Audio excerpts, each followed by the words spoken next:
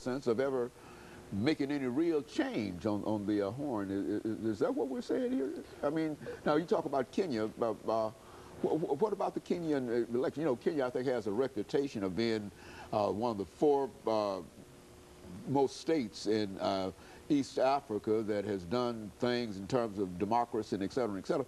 But we see some of the problems in Kenya now that tend to indicate that somebody said that if a regime has been in power for 8, 10, 12, 15 years, then there's no prospect of having any kind of democracy. Speak to that. I mean, how is that? And I mean, it's so sad that it's humorous in a real sense. That's correct. That's correct. Well, I think in a way Kenya might be an exception to a lot of the countries in the Horn.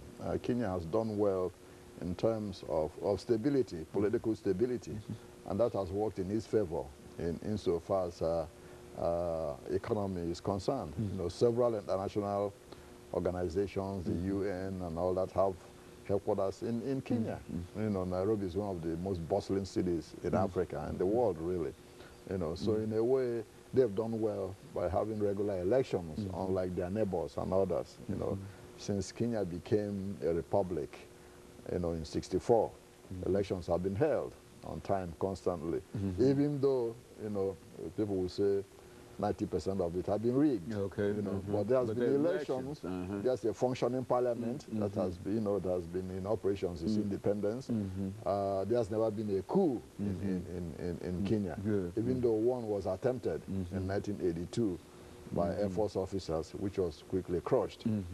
Now you come to the last election, and people were surprised at the reaction, you know, of the electorate after the elections were announced. You know, people started burning down houses and demonstrating. There's no surprise to what happened because it's been in the making for decades. In 1964, when Kenya became in a republic, there were two parties. You know, the Kenya African Democratic Union, based in the coastal, you know, cities of the country, and also the Kenya African Nationalist Union. You know, so what happened? The difference between the two was that the KADU, the Kenya African Democratic Union, was supported by most of the minority ethnic groups in Kenya because they wanted federalism instead of a central authority because of their ethnic status, so that they could have autonomy in the areas. The Kenya African Nationalist Union, headed by Jomo Kenyatta, said, no, we want, you know, a central authority government, and was supported by a majority of the Kikuyus and Luos and some others. So the KANU has been in power since then. And what happened was that through KANU, the Kikuyu ethnic group, which is about 20% of the population, has had a disproportionate representation, you know, in the government and the economy, etc., etc., to the resentment of the other ethnic groups, particularly the Luo ethnic group. Okay. In Kenya, 5 ethnic groups predominate: the Kikuyu, the Luo, the Kalenjin, the Lua, and the Kamba. These 5 ethnic groups make up 70% of the population, with the Kikuyu about 20%, the Luo about 15%, and the Kalenjin about 10%.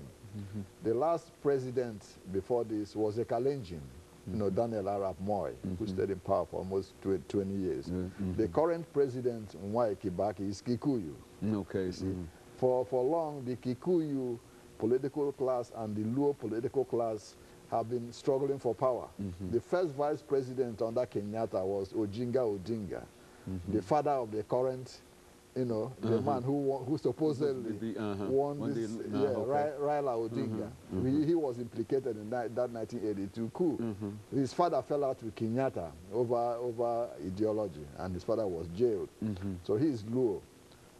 So there has been a struggle for power between the Luo political establishment and the Kikuyu. And Dr. LMadu, as we forced to call this to an end, but it all boils down to the fact that the people in Africa and on the Horn of Africa are suffering primarily through the inability of the leaders to make some decisions in reference to how they wish to run their governments and et cetera. So I want to thank you for bringing that information by to us, Dr. LMadu, and I think we all have a better understanding in terms of what is going on the Horn. And I think the United States, within the framework of the kind of information that you're given here, can also make better choices in terms of who it wishes to support in these particular areas. Absolutely. And certainly I want to thank you for bringing us that information. And let me encourage our audience to tune in again next week for another informative edition of Comments.